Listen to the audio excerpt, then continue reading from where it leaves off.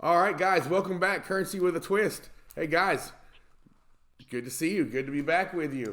I want to address real quick. I know everybody's been on been in the comments giving me a lot of hell talking about pimple this, pimpy that, pimple, pimple, pimple. Guys, I get it. You don't like pimpy. Some of y'all do. Some of y'all don't. I'm sorry if you feel like he's negative. I personally don't feel like he's negative. I personally feel like he gives his own perspective, you know what I mean? And, let's just be honest.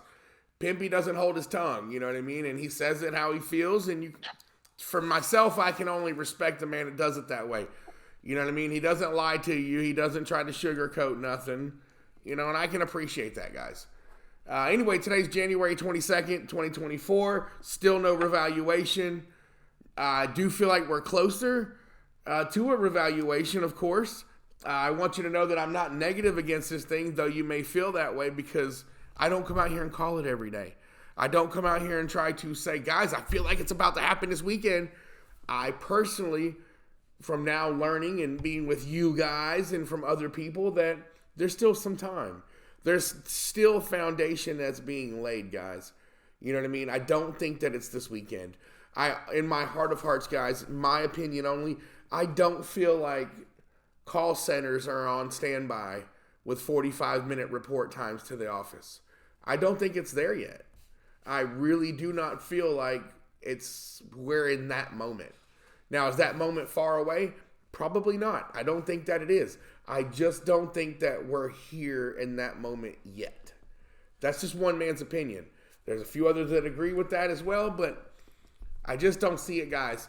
But for tonight, we have a guy by the name of William who's going to join us. William has hit the show up, and William wants to, I guess you could say he's going to be a moderator, guys. He's fairly knowledgeable in what he's doing right now. He is still learning about the Iraqi dinar. He's not been in it for 20 years, but he has a thirst for knowledge. He's wanting to learn, and he's wanting to get involved. So, hey, just like myself, you know what I mean? I'm learning. I want to be involved. I started a channel. So this gentleman hit me up and he'd like to be involved. We're going to bring him involved. He's going to be bringing us news articles and things that he's looking at and reading.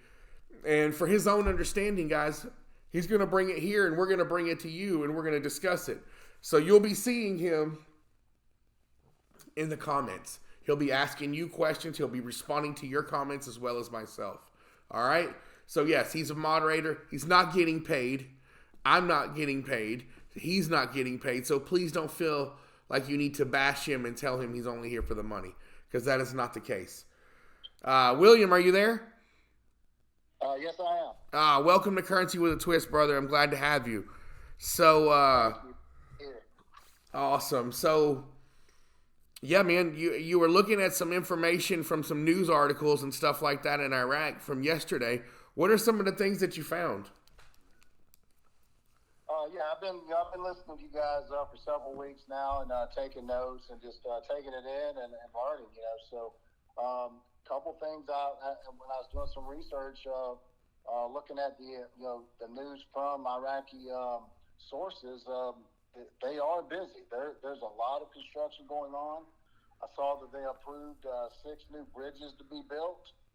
Also, as a part of that, one other news article noted that a contractor had been arrested for an advance payment for the implementation of a bridge project. He was doing it on the underside. So, and that accounted to 900 billion or 9 billion dinars. So, the construction is definitely rolling right along. Wow, 9 billion dinars. Yes. Wow, that's crazy. But I mean, it's really not out of the realm. I mean, it is Iraq. These things do happen. I mean, hell, I wouldn't be surprised if we caught somebody around here with payouts in the trunk of their car. But it's really tough right now for anybody. You got those that have and the have-nots and the have-nots. It's easy to get them to do some under the table bargaining, but then those that have it and have those connections, they also want some more money. So there's a lot of corruption. I've heard you guys say over the last few weeks talk about corruption, corruption in politics, corruption in business. It's definitely there. Right, right. No, there is. There is enough corruption to go around. That's sadly to say. But corruption's all over. It's not just, stuck in Iraq. But sadly, the Iraqi corruption, I think, is what is part of the equation that's holding us back from moving forward to achieve the revaluation. I think that the corruption plays a huge part in it. I'm not saying it's all of it, but in my heart and in my mind, I feel like the corruption is one side of it that's stopping this thing from coming to fruition, And I don't know how anybody else feels about that, but I think that's where it's at. Yeah, I agree with that for sure. And the reality is, for anything to happen, there's going to come change, and with change, there's going to be people that have to give up some things, and a lot of times that they don't want to give it up very easily. So it's going to be a process for sure. Yep, it's going to be a process. Delta touched on that about the corruption some time ago back on the show, and then he's touched on it a few more times, and you see it all over the place. Anytime you bother to look at the news, you see the corruption that they're talking about all over the place. So I don't know, man. I hope to God that Sadani and all them can get the corruption under control, and that they can move forward, because I think Iraq really has a lot of wonderful growth in its future. And I'm sure that it will have a very strong economy and a very strong dinar in the future. They just got to get past these hurdles. Is there any other articles that you had found that intrigued you? Al-Maliki has been I've noticed in my reading that Al-Maliki's been meeting with a lot of people from different countries trying to get in alignment, it looks like. So hopefully they can have a positive influence on the currency revalue, as well as just decreasing some of that corruption. So you said the name Al-Maliki. Do you mean Sadani or Maliki? Because Maliki for years has always been a very corrupt individual. Al-Maliki actually wanted to be the next Saddam Hussein. And sadly he's still tied to the government. You know what I mean? I think it's the coordination framework. I did misspeak. It wasn't Al-Maliki, because as you know, as I do know, Al-Maliki's the former prime minister. Yes. I named Al-Sudani. Yeah, okay. Has been in many meetings with yeah, he sure has. But sadly, Maliki's still in the background because he's part of Al-Sudani's party. You know what I mean? So, yeah, it's crazy. It's crazy. Well, there's no telling what he's got going on either. So. Yeah, no kidding. Have you found anything else that's intrigued you that you want to bring to the show? That's about it. Although okay. I was excited, and just to be able to see a lot of the stuff coming from their people, from their perspective. It is pretty cool to read from their perspective about what's happening here in our country. Right. They know what's happening with the presidential race and stuff such as that. So it's pretty cool to read from their perspective what's happening here. Right. Yeah, that is pretty neat. You get a whole nother point of view on our country. Yeah, I agree. Well, again, I just want to thank you for having me, and of course, just to everybody listening, I'm excited to be a part of the program as far as being a moderator, asking some questions, answering some questions, feeding some questions to you, just trying to help your program progress, and I know a lot of folks get a little frustrated when the questions don't get answered. So I just want to be a middleman to try to help that progress along. I really appreciate that, and I know everybody else will. William, I really appreciate you reaching out to the show and being a part of the show, and we look forward to having you with us for a long, long time, and we love you, brother. Absolutely. I appreciate it. Love you back, and we'll talk to you guys soon. All right, my friend. Have a good night. Everybody, that's William. Thank you, sir. Have a good night. You too. All right, guys. So there you go. That was William. He's going to be a new moderator on the show. I think it's going to be pretty awesome. I want to touch on a couple things from the news out of Iraq from today. A representative reveals 2 lawsuits before the federal court regarding oil and the budget. You know, how can you not find that to be interesting? So, Deputy Chairman of the Parliamentary Oil and Gas Committee, MP Nehru Mahmood Qadar, revealed that there are 2 lawsuits in the federal court regarding oil and the budget. Qadar said in an interview with Al Samari News, there are 2 classes before the federal court that will be argued on January 24th. That's in 2 days. Qadar added, the first lawsuit concerns the issue of white oil as the federal government supplies the citizens of the Kurdistan region at a price of 250 dinars per liter in the northern refineries, and the regional government adopts the responsibility of delivering it to the citizens at a price of 310 dinars per liter.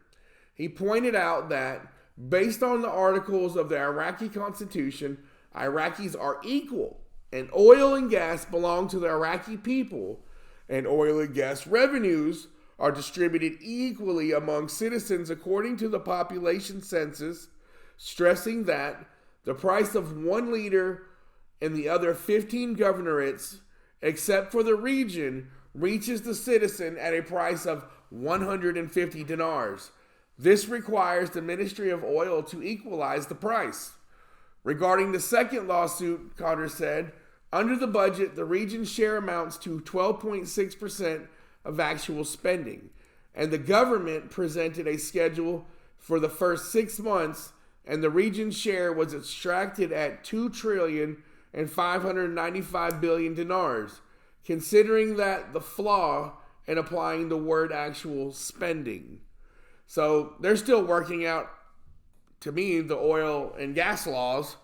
I know a lot of y'all are playing, that's not the HCL, that's not the hydrocarbon law, but there's still laws pertaining to oil and gas. You know what I mean? From Kurdistan to the rest of the country. You know, where does this fall in line at? What part of this applies to something? You know what I mean? To something. It gets a little in depth. You know, it's not as vague as some of the other articles that they put out. But we'll find out more about that in 2 days. You know what I mean? Probably 3 days from now, we'll find out what they said and how it all transpired. But I'll keep my eyes out on that right there. I think that's going to be a very good one.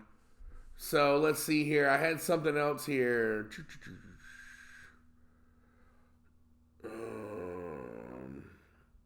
The House of Representatives has set next Saturday as the date for resuming its sessions. So the House of Representatives in Iraq has been on break. The council's media department said in a statement, the council presidency will hold regular meetings with the parliamentary committees on Wednesday, January 24th, 2024. The statement added, the council's regular sessions will resume on Saturday, January 27th, 2024. On January 14th, Parliament decided to adjourn its session dedicated to choosing a new president until further notice. So they kicked the can down the road on the 14th. Sounds like they'll be back in committees on Wednesday, but then they'll resume regular sessions on Saturday. So hopefully they'll get somewhere as far as choosing a new president. Let's see what happens there. Where is it? So there was an incident south of Baghdad. Security media reveals details. There's been incidents all over Iraq, guys. A lot of bombing, a lot of things going on in Iraq, on military bases and stuff. On Monday evening, the security and media cell revealed details of an incident inside a military headquarters of south of Baghdad. The cell said in a statement, a fire as a result of an accident in a small warehouse in the 22nd Infantry Brigade, 17th Division, near one of the caravans inside one of the headquarters in the 22nd Brigade, led to the burning of equipment. The fire was brought under control, and a committee was formed to investigate the incident. The cell denied there was any airstrike or targeting of our security forces. On Monday evening, a security source reported that a disgusting weapon had exploded inside a military headquarters south of Baghdad. What is a disgusting weapon? And how does it just explode? I don't know, guys. Who knows? Who knows? But there's been a lot of things that aren't, conducive to a revaluation going on inside of Baghdad here lately. So hopefully they can figure out. They got a committee put together on that. Hopefully they can figure out what's going on there. Let's see, what is it? Oh, the coordination committee meets at Al-Abadi's house to decide the candidate for the Speaker of Parliament. So let's see here. Yeah, a political source said today, Monday, that the framework is at the home of the head of the Victory Coalition, Haider al-Abadi, to decide the candidate for the Speaker of the Iraqi Parliament. The source told Al Samara News the leaders of the coordination framework met at the home of the head of the Victory Coalition, Haider al-Abadi, to decide the candidate for the Speaker of the Iraqi Parliament. Earlier, the House of Representatives held a session dedicated to choosing a new president to succeed Mohammed al-Abbasi, whose membership was terminated by the federal court, and the presence of 232 representatives. No candidate obtained an absolute majority, so Parliament resorted to a second round, after which it decided to adjourn the session until further notice after its resumption. Look at that. You got all these pretty faces. And off to the right there, who do you see? Maliki. Oh, guys, I don't know, man. I can't say one way or the other why the revaluation hasn't happened. Do I think it's close? I've said that, yes. I think we're closer today than we've ever been. Do I feel like it's this month or next month? No, I do not. Could something happen and it happened? Of course, a lot of things could happen. Everybody, like Pimpy mentioned the other day, and a lot of people say, oh, we got to go international. Well, what does that mean? Well, in my mind, going international means becoming Article 8 compliant and getting the sanctions dropped, becoming Article 8 compliant, and then I hope to God we drop the 3 zeros and revalue from there. You know what I mean? I hope we just don't lop the 3 zeros. Those are what I feel, and from what I think people like Delta and others are saying is what it means to go international. From there, I think you wipe out the parallel markets. If you do it the right way, you take care of inflation. And most importantly, you help the Iraqi citizens. The everyday Iraqi citizen who has suffered for so long in a war-torn country or under a dictator. It's sad whenever I ask the unpopular question, were people in Iraq better off when Saddam was there? God, that's a horrible realization when you hear someone say, yeah, actually, Saddam was a lot of things, but he held it together. You know what I mean? In some weird way, were the people better off? Well, when you hear someone say, yeah, in a sense, people were better off than where they are today. I have a hard time wrapping my head around that, but I've never been there. I don't live there. I don't know anybody that is physically there. Guys, I really feel like our blessing is being held up on a few things. And those few things, I think, are things that we can't, we don't think about constantly. I think corruption in Iraq and in the American government are holding back our revaluation. I think, you take what's going on in Davos over there. I bet you some of those people who were in Davos are the ones that are holding up this revaluation in Iraq. I bet you those people in Davos, a lot of those guys that are there, the decision makers of the world, they got their hands out. Oh, they got their hands out. They don't want the money tree to go away right now. And if Iraq became Article 8 compliant and revalued, and the currency went up, well, then you know what? They just lost that part of the money tree. Now, there's other parts of the tree. Don't get me wrong. Those people can spit out a money tree. You know what I mean? That's the type of power that they have. So, I don't know, guys. I feel like there's a lot of different things that are working against us at times. I'm not saying it's 100%.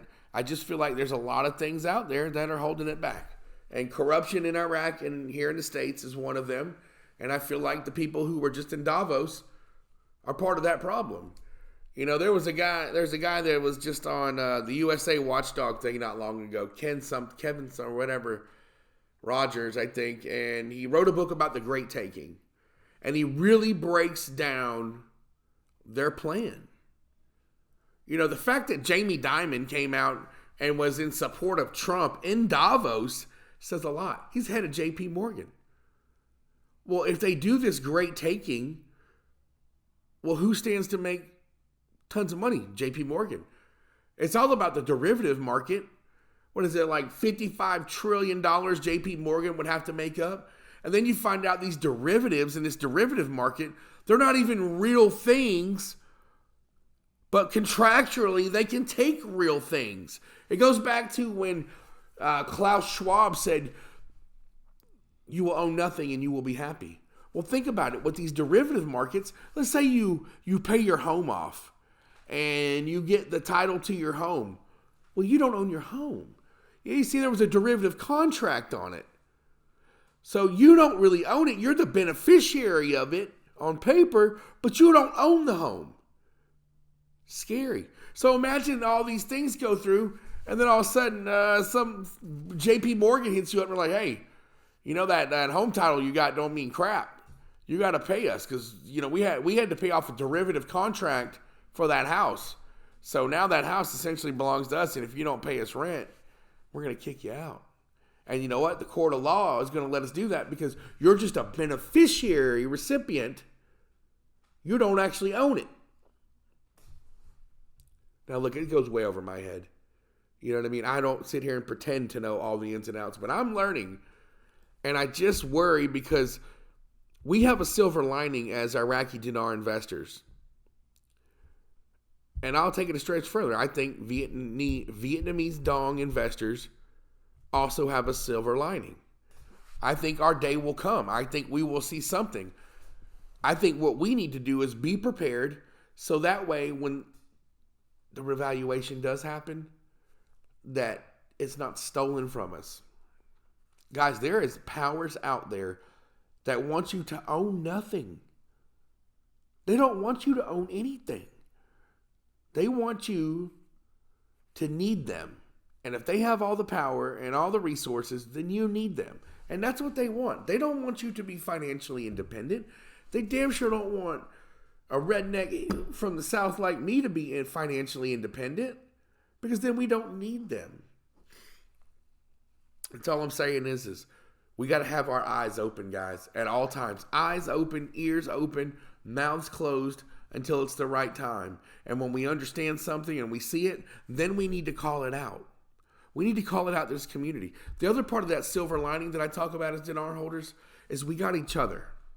You see, we're all looking, we're all listening, and now we have a platform here at Currency with a Twist where we can all talk.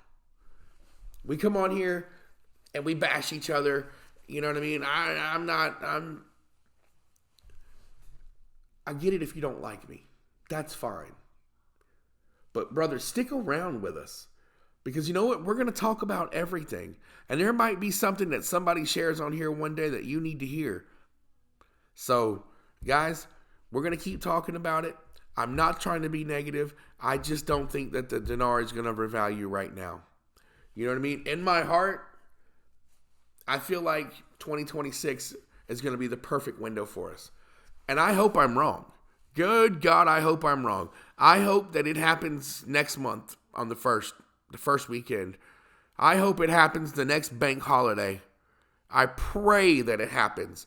When I go to bed at night, I pray every night that the Lord will grow my financial footprint and that He will bestow this wealth upon me so I can help my family, myself, and others. And I mean that with every bit of my heart and fiber, guys. It's not like I don't want it to happen. I'm going to go ahead and go for tonight. Don't want to go long with you guys. I noticed that I'm losing subscribers, I guess because you guys are mad at me, but that's fine. Because I guarantee you this. One day you will look back and say, well, he was right. You know what I mean? He never lied to us. He might not have had all the facts. And he might have been off on this or that.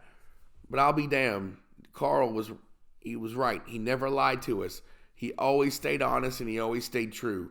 Right or wrong. You know what I mean? That's who I am, guys. I get it if you don't like Pimpy. I like Pimpy. I think Pimpy's a great guy. I know a lot of you guys can't stand him, and that's fine. You know what I mean? I just hope that you pray on it. Pimpy is not your enemy. You know what I mean? Absolutely not. I hope that you guys, when you listen to other gurus that are still telling you that it's going to happen this weekend, just remember, guys, the 1st is come and gone. The 15th is come and gone. And I guarantee you, the 1st of February will come and go. I hope not. But guys, look at the news for what it is. Just look and listen to what the news is right now. I get it. Al Sudani said they're going to have the strongest currency and to hold your dinars because they're worth more than your dollars. I promise you, I understand that. I get excited when I hear that. But what he's talking about is not right now. It's not. Look at the news going on. Look at the solid foundation that they are laying down at this time. The fact that they're working to grow their agricultural center to make it bigger and better, that's massive. That's massive. All these construction projects they got going, and they're finding the corruption and putting the corruption in the news, to me, that's awesome. You know what that says? Hey, we're stamping it out. We're calling it out. Because if they weren't, then they wouldn't put it in the news. You wouldn't know about it. It would be like all the corruption of the past. You know what I'm saying?